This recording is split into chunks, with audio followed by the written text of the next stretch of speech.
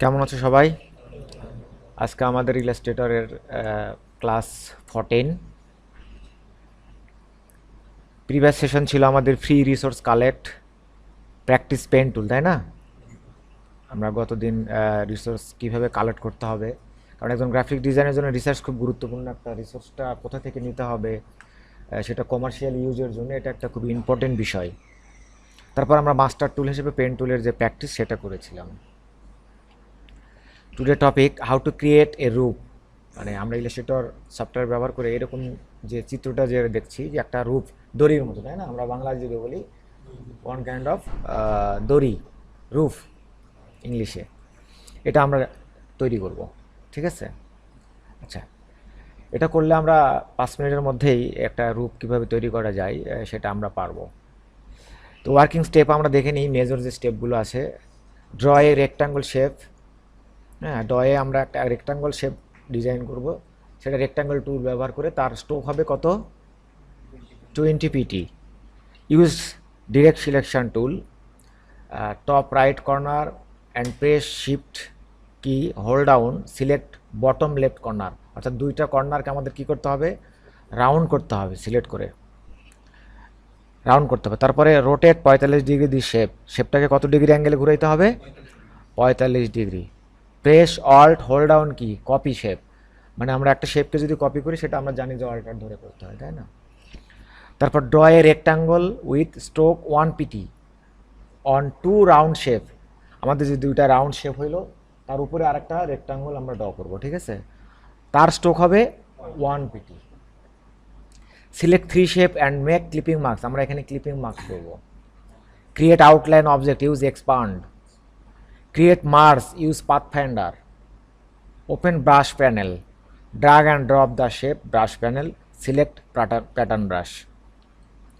তাহলে আমরা এই যে যখন আমরা ব্রাশ প্যানেলে দেবো তখন একটা মেসেজ আসবে, এখানে আমরা প্যাটার্ন ব্রাশ সিলেক্ট করে ওকে দেবো, তাই না? এখানে লিখছি সিলেক্ট প্যাটার্ন ব্রাশ, তারপরে ক্লিক ওকে।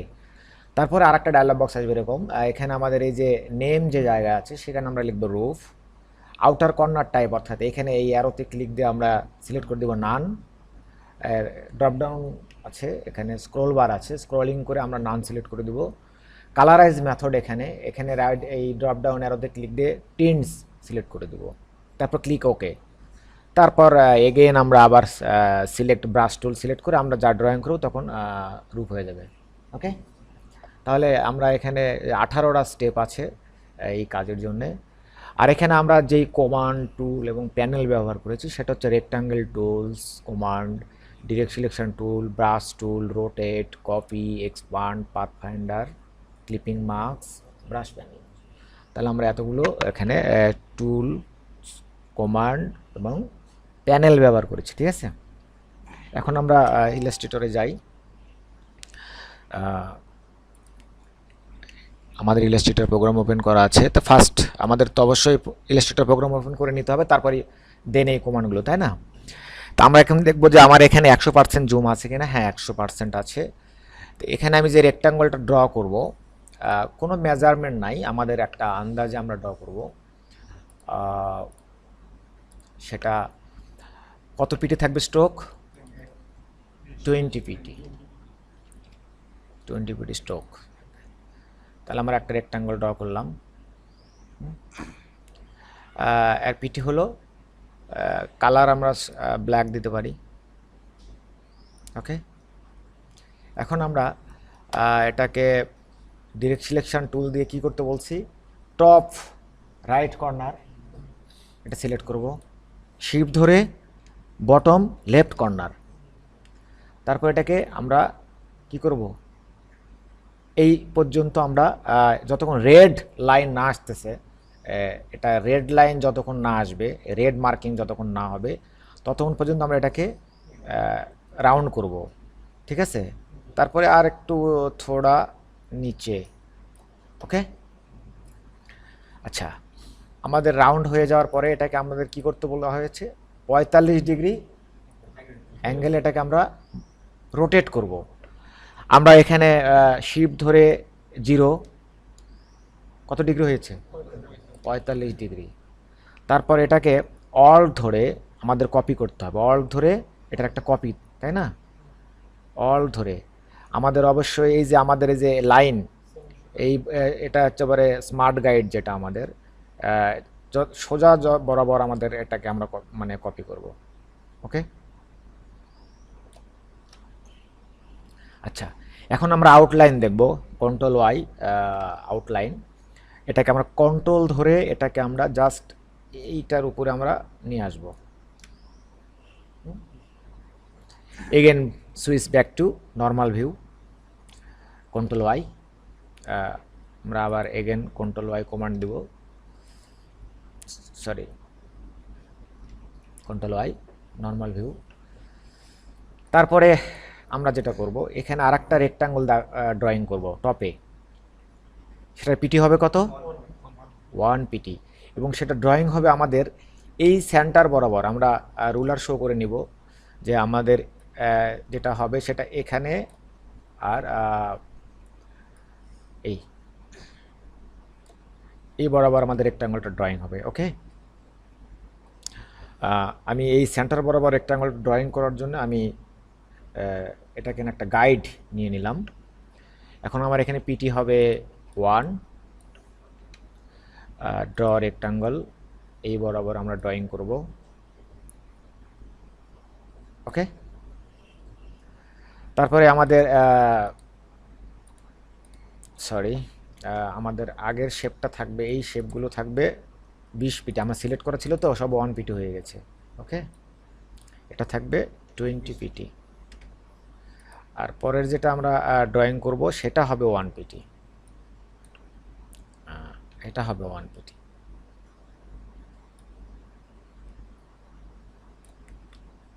এখন 3 শেপ, এই 3টা শেপকে আমরা সিলেক্ট করব, করার পরে কি করব আমরা yes exact clipping marks, object থেকে পাথ থেকে সরি ক্লিপিং মার্কস থেকে মেক। ওকে, তারপর এটাকে আমরা কি করব, আউটলাইন তৈরি করব। এর জন্য আমরা অবজেক্ট থেকে এক্সপান্ড, ওকে আচ্ছা এক্সপান্ড করেছি।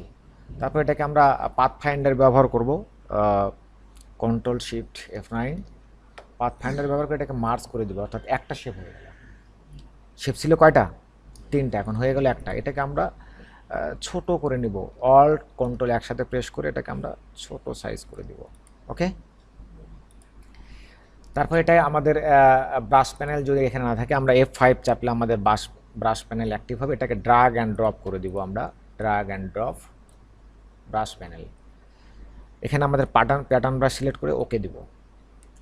তারপরে এখানে আমাদের লিখব রুফ, এখানে আমরা কর্নারটাকে স্ক্রলিং করে নান, আর কালারাইজ মেথড এখান থেকে আমরা টেন্স, যার কারণে আমরা বিভিন্ন কালার ব্যবহার করতে পারবো, এবং ওকে। আমাদের এখানে ব্রাশটা অ্যাড হয়ে গেছে যার নাম রুফ। আমরা এখন যেটা ড্রয়িং করেছি এটাকে ডিলিট করে দেব। এখন এখানে ব্রাশ টুল সিলেক্ট করব, বি চাপলে ব্রাশ টুল অ্যাক্টিভ হয়ে যাবে। আমরা এখন ব্রাশ ড্রয়িং করব। ওকে, কি সুন্দর না? এখন আমরা যদি এই ব্রাশগুলোকে যদি আমরা কালার দিতে চাই, সিলেক্ট করে আমরা এখান থেকে যে কোনো কালার ব্যবহার করতে পারবো। ওকে, বোঝা গেছে সবার? তাহলে এখানে কিন্তু আমরা এখানে দেখিয়েছি যে আমরা কি কি কাজ করলাম, স্টেপগুলো কি। রোটেট করার পরে আবার কি করলাম, হ্যাঁ রোটেট করার পরে সেটাকে কপি করলাম, কপি করার পরে আউটলাইনটা আমরা দেখেছি, তাই না? মানে আউটলাইন দিয়ে কী করেছিলাম, একই লাইনে দুটো শেপকে একই লাইনে রেখেছিলাম। তাহলে আমরা এখানে outline command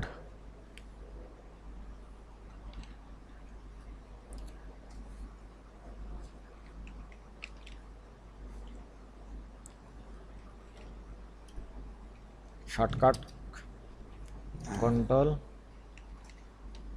plus Y, outline view দেখেছিলাম, ঠিক আছে?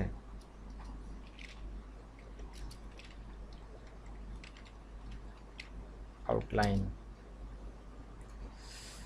তারপর সেটাকে আমরা আউটলাইন করে মানে again back to normal view আবার করেছি।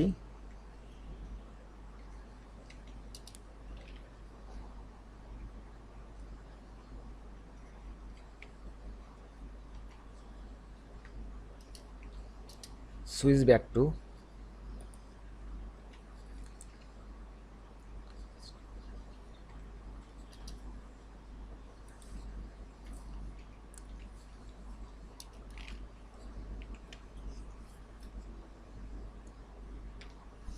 আচ্ছা, এই হলো আমাদের কন্ট্রোল প্লাস ওয়াই দিয়ে আমরা এটাকে আউটলাইন দেখে সেটা একই লাইনে আমরা রাখবো দুইটা শেপকে।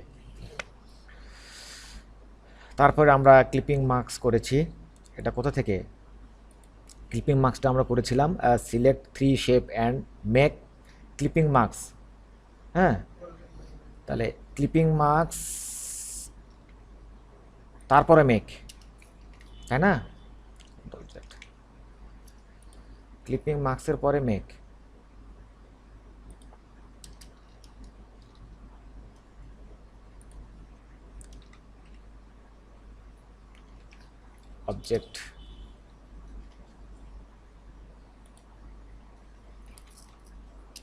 অবজেক্ট মেনুতে ক্লিপিং মার্কস মেক